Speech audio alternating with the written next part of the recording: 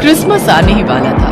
पूरा शहर रोशनी और केक की खुशबू से छा रहा था और सुमन की जिंदगी में अंधेरा छाने वाला था क्योंकि उसकी शादी होने वाली थी। वैसे शादी के बाद हर किसी की जिंदगी में खुशियां ही आती हैं, लेकिन पति का चक्कर अगर किसी और के साथ चल रहा हो तब बात थोड़ी बिगड़ जाती है। क्रिसमस के 1 महीने पहले अमित के साथ सुमन की शादी हो गई और सुमन ससुराल चली गई। ससुराल में पहले दिन के बारे में सोचकर सभी लड़कियों को डर तो लगता ही है। सुमन भी डरी हुई थी। पता नहीं इस घर के लोग मुझसे प्यार करेंगे या नहीं। मुझे तो बहुत डर लग रहा है। अगर इस घर में किसी ने मुझसे प्यार ही नहीं किया तो मैं कैसे रहूंगी यहाँ।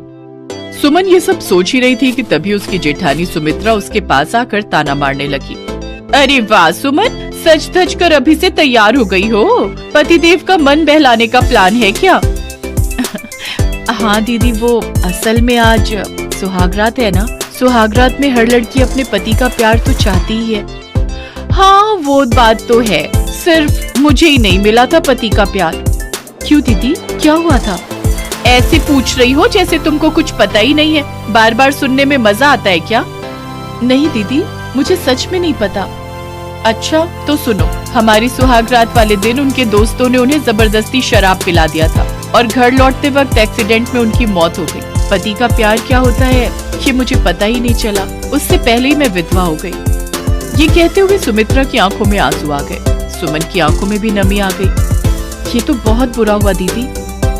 हाँ, तुम्हें तो बड़ा मजा आ रहा है ना। तुम्हें पति का प्यार जो मिलने वाला है। ठीक है, एंजॉय करो और क्या। ये बोलकर सुमित्रा वहाँ से चली गई। सुमन को बुरा लगा। उसके पास उसकी सास अनीता आई। छोटी बहू, तुम बड़ी बहू की बातों का बुरा मत मानना। अपने पति को खोकर वो पत्थर बन गई है, कभी भी कुछ भी बोल देती है। नहीं माँ जी, मैं बुरा नहीं मान रही हूँ। मैं उनका दर्द समझ सकती हूँ। सुमन दिल की काफी अच्छी थी। रात को वो सज धज कर बिस्तर पर बैठ गई और थोड़ी देर में उसका पति अमित अंदर आया। सुमन, मैं बहुत थक गया हूँ, मैं सोना चाहता हूँ। लेकिन आज हमारी सुहागरात है। मैंने तो सोचा था कि आज हम दोनों बहुत सारी बातें करेंगे, एक दूसरे से प्यार का इजहार भी करेंगे। अभी मुझे अच्छा नहीं लग रहा है। मैं कैसी लग रही हूँ वो तो बता दीजिए। हाँ, बहुत अच्छी लग रही हो। चलो अब सो जाओ। ये कहकर अमित सो गया। सुमन को अपने पति से सुहागरात में ऐसे व्यवहार की तो उम्मीद नहीं थी। बेचारी का दिल टूट गया। वो सो गई। देर रात को अचानक से उसकी नींद टूट गई तो उसने देखा उसका पति बिस्तर पर नहीं है। अरे वो कहाँ गए? सुमन ने कमरे की लाइट जलाकर देखा, लेकिन आकाश कमरे के अंदर नहीं था। वो तो कमरे में है ही नहीं। इतनी रात को कहाँ चले गए? सुमन कमरे से बाहर निकली और तभी उसके सामने आकाश आ गया। क्या हुआ, तुम कमरे से बाहर क्यों आई? वो आप नहीं थे इसलिए सोचा। क्या सोचा? क्या मैं बाथरूम में नहीं जा सकता? चलो अंदर चलो। सुमन और आकाश कमरे में जाकर सो गए, लेकिन आकाश के शरीर से सुमन को एक परफ्यूम की स्मेल आई, लेकिन सुमन ने उसे इग्नोर कर दिया। अगले दिन सुबह सुबह उठकर सुमन नाश्ता बनाने में लग गई। उसकी जेठानी सुमित्रा उसके पास आई। अरे नई दुल्हन, इतनी जल्दी उठ गई हो? क्यों, कल रात गप्पे शप्पे नहीं लड़ाई क्या? नहीं दीदी, ऐसी कोई बात नहीं है। सोचा कि सुबह सुबह नाश्ता बना लेती हूँ, इसके बाद और भी तो काम है। बाप रे, आते ही सिर्फ काम के बारे में सोच रही हो। लगता है कल रात को तुम्हें पति का प्यार नहीं मिला है ना? सुमन बेचारी क्या कहती। सुमित्रा की एक एक बात उसे सुई की तरह चुभ रही थी। वो कुछ बोल नहीं पाई और सुमित्रा भी रुकने का नाम ही नहीं ले रही थी। उसे बहुत मजा आ रहा था।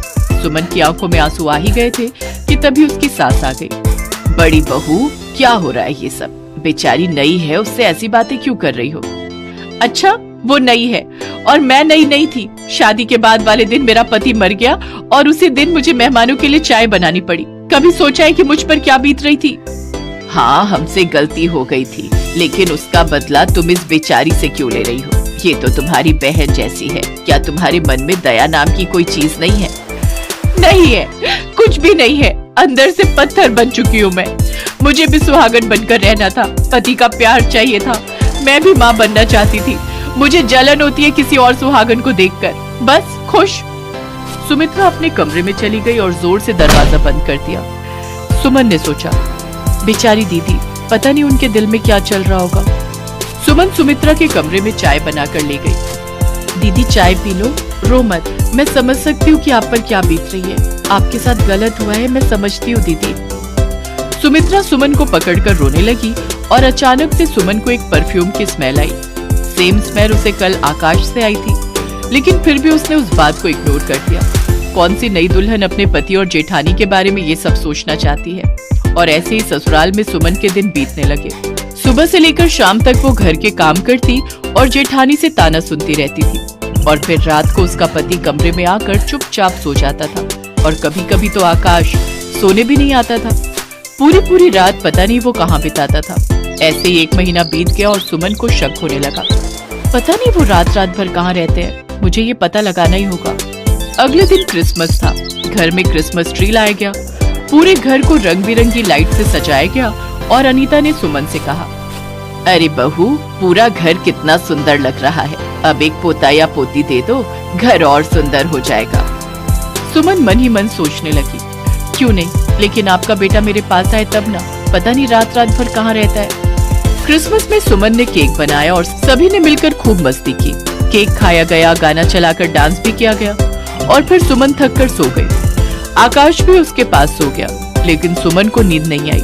वो बस सोने का नाटक कर रही थी। आंखें बंद करके वो लेटी हुई थी। कुछ देर बाद आकाश बिस्तर से उठ गया और कमरे से बाहर चला गया। सुमन भी उठकर चुपके से उसका पीछा करने लगी। घर में एक एक्स्ट्रा कमरा था। आकाश उसके अंदर घुस गया। सुमन बाहर से दरवाजे पर कान लगाकर सुनने लगी। अरे वाह, तुम इस ड्रेस में बहुत सुंदर लग रही हो। और सुमन अचानक से दरवाजा खोलकर अंदर घुस गई और उसने देखा आकाश सेंटा क्लॉज के साथ खड़ा है और वो दोनों हाथ पकड़े हुए हैं। ये क्या सुमन, तुम सोई नहीं थी?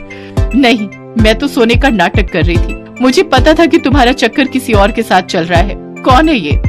ये बोलते हुए सुमन ने सांता क्लॉज का मास्क उठाया और मास्क के अंदर अपनी जेठानी को देखकर वो चौंक गई। दीदी आप? हाँ सुमन, हम दोनों एक दूसरे से प्यार करते हैं। हाँ सुमन, ये सच है और ये बात माँ को भी पता है। तभी सुमन की सास वहाँ आई। माँ, क्या ये सच है? आपको ये पहले से ही पता था? हाँ बहू, पता था। फिर आपने ये शादी क्यों करवाई? नहीं तो लोग बातें बनाते। मैंने सोचा कि इसकी शादी हो जाएगी तो ये सुधर जाएगा। आप लोगों ने जानबूझकर मेरी जिंदगी खराब कर दी। माफ कर दे बहन, मैं क्या करती, मुझे तो प्यार चाहिए था। ठीक है, तो आप भी आकाश से शादी कर लीजिए। फिर चोरी छुपे ये सब करने की जरूरत नहीं पड़ेगी। हम दोनों एक साथ रहेंगे। आप भी सुहागन बन जाओगी। आपके दिल में नफरत नहीं रहेगी। तू सच बोल रही है? हाँ दीदी, अगर इसी से सभी खुश रहेंगे तो मैं यही चाहती हूँ। सुमित्रा ने सुमन को गले लगा लिया और क्रिसमस के दिन घर के सारे कलेश बंद हो गए। सुमित्रा और आकाश ने शादी कर ली और सभी एक साथ खुशी खुशी रहने लगे। बाहर बहुत तेज बारिश हो रही थी। बारिश के साथ साथ ओले भी गिर रहे थे। जनवरी के महीने में इतनी बारिश इससे पहले शायद ही किसी ने देखी हो। लता अपनी 5 साल की बेटी पूजा को लेकर कमरे के एक कोने में सिकुड़ कर बैठी हुई थी। बहुत ठंड है माँ, ऐसा लग रहा है कि जैसे ठंड हड्डियों में भी घुस रही है। इस बारिश ने तो सत्यानाश कर दिया। आज 1 रुपए की भी कमाई नहीं हुई, ऊपर से दवाई खरीदने में इतना पैसा खर्चा हो। दोनों की हालत बहुत खराब थी। उनका घर मिट्टी से बना हुआ था और लगातार ओले गिरने की वजह से घर टूट पड़ा। घर के अंदर बारिश का पानी घुसने लगा। देखते ही देखते घर के अंदर कमर तक पानी जम गया। हे राम, अब क्या करूं? हे भगवान, यही दिन दिखाने के लिए जिंदा रखे थे क्या? हमें भी उस दिन मार क्यों नहीं दिया? उस दिन मतलब 2 महीने पहले की बात कर रही थी लता। 2 महीने पहले एक भयानक हादसा हो गया। उससे पहले सब कुछ ठीक ठाक था। लता का पति रमेश बाजार में रिक्शा चलाता था। रमेश की जितनी कमाई होती थी उसमें तीनों का अच्छे से गुजारा हो जाता था। लेकिन उसके बाद लता गर्भवती हो गई। मेरी कमाई तो दिन ब दिन कम होती जा रही है। इतनी सी कमाई में चारों का कैसे चलेगा? क्यों बापू, कमाई कम क्यों हो रही है? आजकल सब लोग ई रिक्शा में चढ़ना चाहते हैं। वो साधारण रिक्शा से तेज चलती है ना। सोच रहा हूँ कि मैं भी एक ई रिक्शा खरीद लूँ। लेकिन पैसे कहाँ से आएंगे? उधार लूंगा। वैसे भी कुछ दिनों के बाद कोई साधारण रिक्शा में बैठेगा ही नहीं। रमेश ने महाजन से ई रिक्शा खरीदने के लिए 50,000 रुपए उधार ले लिए और उसके बाद उसकी कमाई दुगनी हो गई। लेकिन वो कहते हैं ना, किसी किसी इंसान के नसीब में सुख ज्यादा दिन नहीं टिकता है। एक शाम को रमेश ने लता से कहा, लता, चलना मेले से घूम कर आते हैं। कितने दिन हो गए हम कहीं घूमने नहीं गए। लता और पूजा मेले में जाने के लिए तैयार हो गए। रमेश दोनों को अपनी ई रिक्शा में बिठाकर मेले की ओर चलने लगा और तभी अचानक कहीं से एक महंगी गाड़ी तेजी से वहां आई और रमेश की ई रिक्शा को धक्का मारा। लता और पूजा रिक्शा से गिर गए। उन दोनों को ज्यादा चोट नहीं लगी, लेकिन रमेश के सर पर गहरी चोट आ गई। अरे ये क्या हुआ? क्या हुआ है आपको? क्या हुआ पापा, क्या हुआ? तभी गाड़ी से एक 25 साल का लड़का निकला। वो नशे में धुत था। उसने कहा, ए गरीब लोग, ये मेरी गलती नहीं है, ठीक है? ये याद रखना। ये बोलकर वो लड़का गाड़ी लेकर चला गया, लेकिन यहाँ रास्ते में पड़े पड़े रमेश का देहांत हो गया। लता और पूजा बहुत रोई। वो लोग खुशी मनाने मेले में जा रहे थे, लेकिन वही खुशी उनके लिए श्राप बन गया। उधर वो लड़का जब गाड़ी लेकर घर गया, तब उसके पिता ने गाड़ी में खून के धब्बे देखे। उनका नाम मिस्टर सिंघानिया था। ये खून के धब्बे कैसे लगे? तब मिस्टर सिंघानिया के बेटे ने उन्हें सब कुछ बताया। ये सुनकर सिंघानिया साहब गुस्सा हो गए और अपने बेटे को जोर से एक थप्पड़ लगाया। तुझे शर्म नहीं आती? शराब के नशे में किसी गरीब को मार डाला।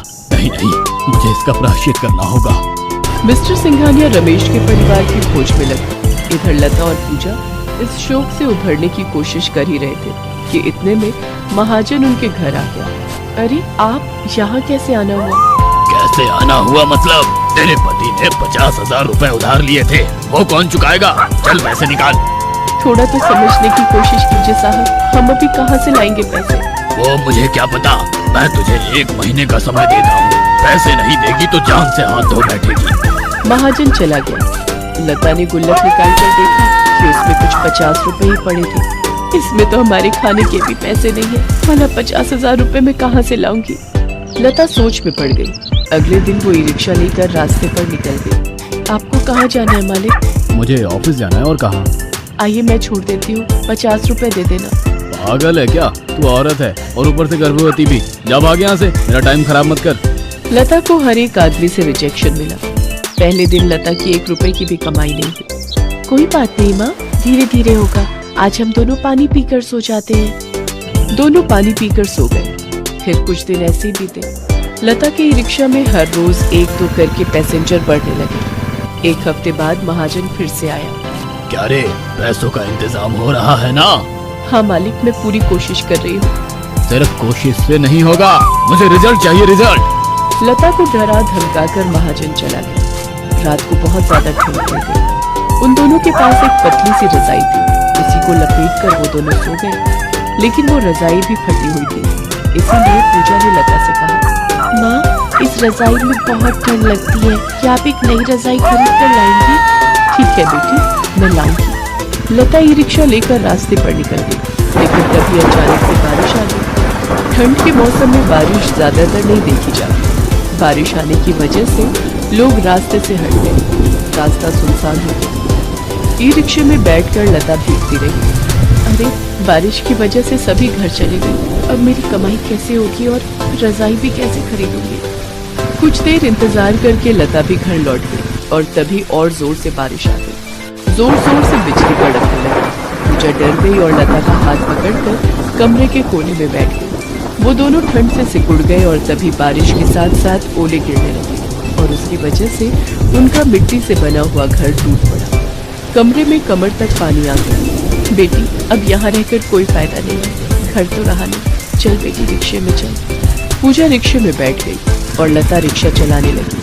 बारिश बड़ी तेजी से बढ़ने लगी और उसके साथ साथ ढेर सारे ओले भी गिरने लगे। 2-3 छोटे ओले तो पूजा के सिर पर गिर गए। उसकी वजह से उसका सिर आलू की तरह फूल गया। उन दोनों के पास अभी जाने की कोई जगह नहीं थी। पूजा और लता दोनों रो पड़ी। माँ क्या हम मर जाएंगे? माँ इतनी ठंड में बारिश से बचने के लिए भी हमारे पास कुछ नहीं है। पता नहीं बेटी, अब सब कुछ भगवान के भरोसे है। इतने में एक और मुसीबत आकर खड़ी हो गई। लता को लेबर पेन शुरू हो गया। वो दर्द से तड़पने लगी। बहुत दर्द हो रहा है। क्या हुआ माँ, क्या हुआ? लगता है माँ को अस्पताल ले जाना होगा। पूजा ने लता को रिक्शे की सीट पर सुला दिया और खुद रिक्शा चला दी। लता का पेट दर्द से फटा जा रहा था और पूजा तेजी से रिक्शा चला रही। तभी उसके सामने एक गाड़ी आ गई। गाड़ी से महाजन बाहर आया और उनको धमकाना शुरू किया। अच्छा तो अब बारिश का फायदा उठाकर भाग रहे हो तुम दोनों। क्या सोचा था मुझे पता नहीं चलेगा? नहीं नहीं मालिक, वो तो घर टूट गया है और माँ का पेट दर्द करना शुरू हो गया, इसीलिए। वो सब मुझे नहीं पता, मुझे पैसे दो। महाजन ने पूजा को एक थप्पड़ मारा। आह माँ! पूजा नीचे गिर गई। ये देखकर लता बड़ी मुश्किल से रिक्शे से उतरी और पूजा को गोद में लेकर महाजन के पैर पकड़ लिए। क्षमा कीजिए मालिक, लेकिन इस हालत में मैं पैसे कहाँ से लाऊंगी? पैसे नहीं ला सकती तो ये ले। ये बोलकर महाजन ने लता को जोर से एक लात मारी। लता गिर गई। महाजन ई रिक्शा लेकर चला गया। लता दर्द से तड़प गई। पूजा उठकर रास्ते में चलते लोगों से दया की भीख मांगने लगी। दया करके मेरी माँ को अस्पताल लेकर चलिए ना साहब, दया कीजिए ना। लेकिन इतनी बारिश में कोई रुकने के लिए राजी नहीं था। पूजा रो के गिड़गिड़ाती रही। तभी वहाँ से सिंघानिया साहब अपनी गाड़ी में बैठ कर कहीं जा रहे। पूजा गाड़ी के सामने चली आई। सिंघानिया साहब ने गाड़ी रोकी। क्या हुआ है बेटी? मेरी माँ बीमार है, माँ को अभी अस्पताल ले जाना होगा, हमारी मदद कर दो ना साहब। अपनी माँ को गाड़ी के अंदर बैठा लो, मेरा खुद का अस्पताल है, मैं वहीं जा रहा हूँ। पूजा ने लता को गाड़ी में बिठा दिया। सिंघानिया साहब लता को अस्पताल ले। लता दर्द से तड़पती रही और बहुत दर्द के बाद लता को एक बेटा हुआ। लता का सारा दर्द जैसे गायब हो गया। उसने अपने बेटे को गोद में लिया। पूजा भी बहुत खुश हुई। सिंघानिया साहब आए। बहुत खुशी की बात है कि तुम्हें एक बेटा हुआ है, लेकिन तुम रास्ते में क्या कर रही थी? तुम्हारा घर कहाँ है? तब लता ने सिंघानिया साहब को सब कुछ बताया। क्या वो लाल रंग की गाड़ी थी? हाँ लाल रंग की थी, लेकिन आपको कैसे पता? वो मेरे बेटे की गाड़ी थी, उसी ने नशे में किया था। उसके लिए मैं शर्मिंदा हूँ। मैं कब से तुम लोगों को ढूंढ रहा हूँ। मुझे प्रायश्चित करना है। मैं तुम्हें घर, पैसा, सब कुछ देने के लिए तैयार हूँ और तुम्हारे बच्चों को मैं अपने बच्चों की तरह पालने के लिए भी तैयार हूँ। लता को कुछ समझ नहीं आया कि वो क्या बोले। अचानक से उसे जैसे सब कुछ मिल गया। लता के लिए सिंघानिया साहब ने घर बना दिया और उसे बहुत सारे पैसे दिए। सिंघानिया साहब ने दोनों बच्चों को स्कूल में भर्ती करवा दिया और इसके बाद से सभी खुशी खुशी रहने लगे।